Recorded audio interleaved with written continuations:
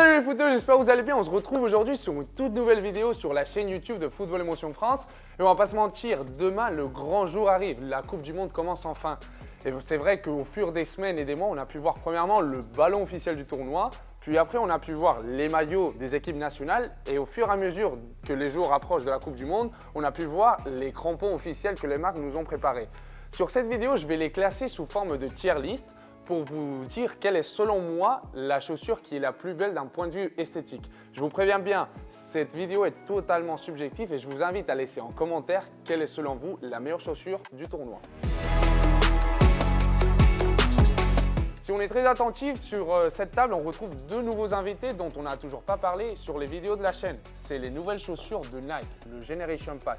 Lorsque Nike nous a présenté ces chaussures, on pourrait penser que c'est une couleur dorée qui est protagoniste sur tout l'upper. Mais lorsqu'on les a dans les mains, je ne vais pas vous mentir, c'est plutôt une couleur bronze qui est protagoniste sur l'upper et qui franchement combine à la perfection avec les détails en noir et en rose de la semelle par exemple pour les Mercurial, mais notamment du branding pour les Phantom.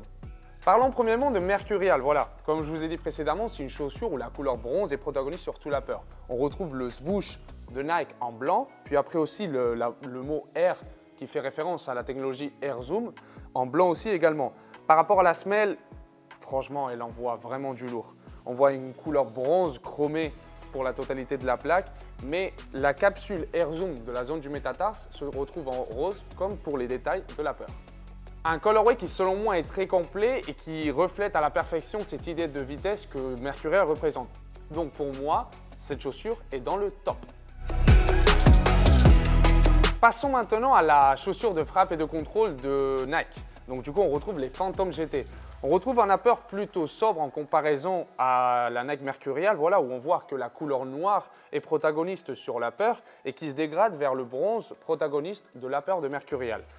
Par rapport aux détails, on retrouve le swoosh de la marque en blanc, mais celui de l'intérieur du pied est en rose, voilà, qui nous donne un petit peu plus de contraste. Par rapport à la semelle, on retrouve un contraste et un dégradé également d'une couleur plutôt rose vers un chromé en bronze.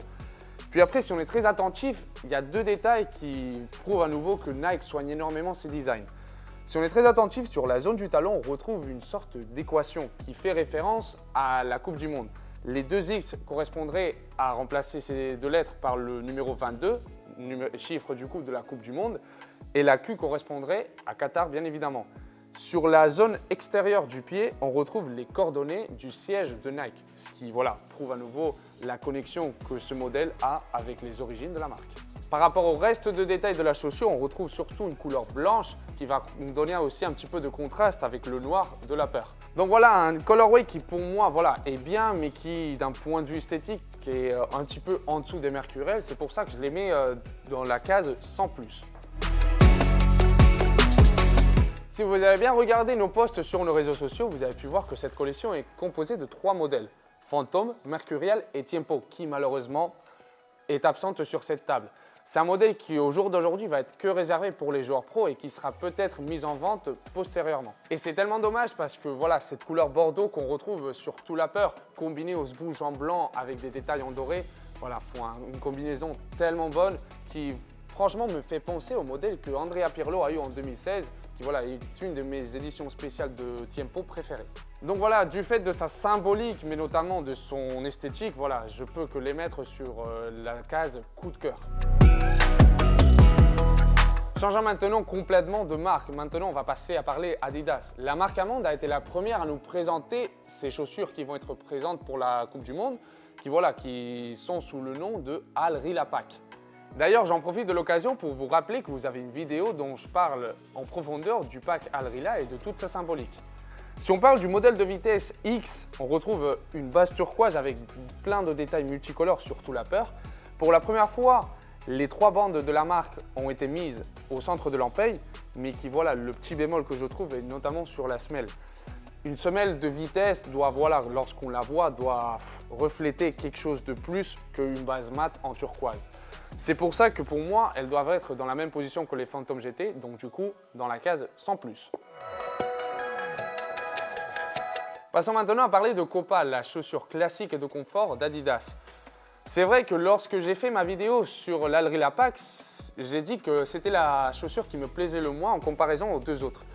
Mais j'ai à vous avouer que lorsque je les ai vus sur le terrain et au fur des semaines, ce contraste de noir avec les détails multicolores, notamment les 3 bandes qu'on retrouve sur la zone de l'empeigne, me plaît de plus en plus. Et sans aucun doute, le point fort de cette chaussure est la semelle. Voilà, ce dégradé de couleur sur le terrain passe vraiment incroyable. C'est pour ça que pour cette amélioration que j'ai pu voir au fur des semaines, je dois les placer sur la partie top.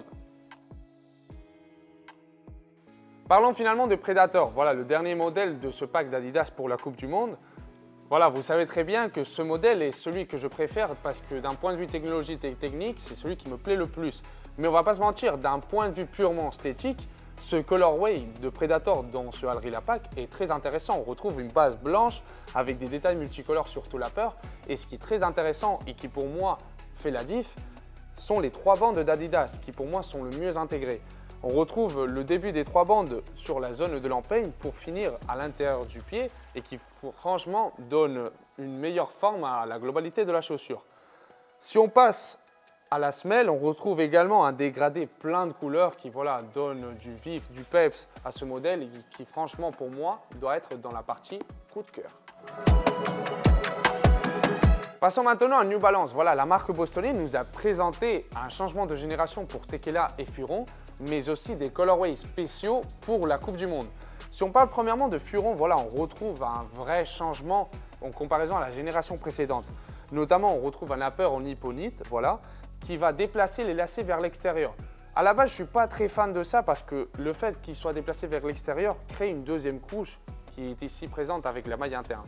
Mais je trouve que dans la globalité, la forme de la chaussure est très intéressante. De plus, le bleu électrique qu'on retrouve sur la totalité de l'upper avec les détails en jaune fluo donne beaucoup de contraste et je trouve qu'en caméra, ils sont très jolis. Finalement, on retrouve sur la semelle un dégradé de blanc vers du bleu avec les crampons en jaune.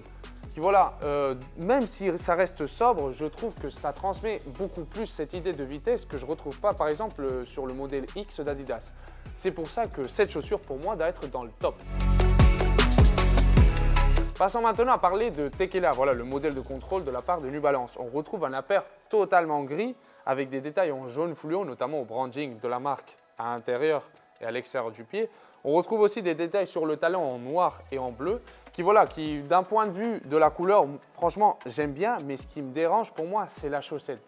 Même si j'ai dit sur ma vidéo du pack New Balance, cette chaussette pour moi est un petit peu trop haute et gâche, depuis mon point de vue, la forme globale de la chaussure. C'est pour ça que je dois les mettre dans le plus bas niveau, donc la case bof. Passons maintenant à parler de la dernière marque de cette vidéo, Puma. Voilà, on retrouve premièrement les Puma Future Z, dont vous avez une vidéo sur notre chaîne YouTube où je vous dis toutes les caractéristiques techniques et technologiques.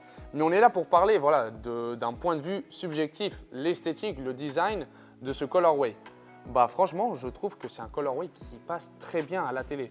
On retrouve une base en, on va dire, une couleur corail qui combine avec les détails en jaune fluo qui, lorsqu'on les voit en caméra, par exemple lorsque Neymar les a utilisés pour la première fois, bah c'est vrai que c'est un modèle qui tape dans l'œil.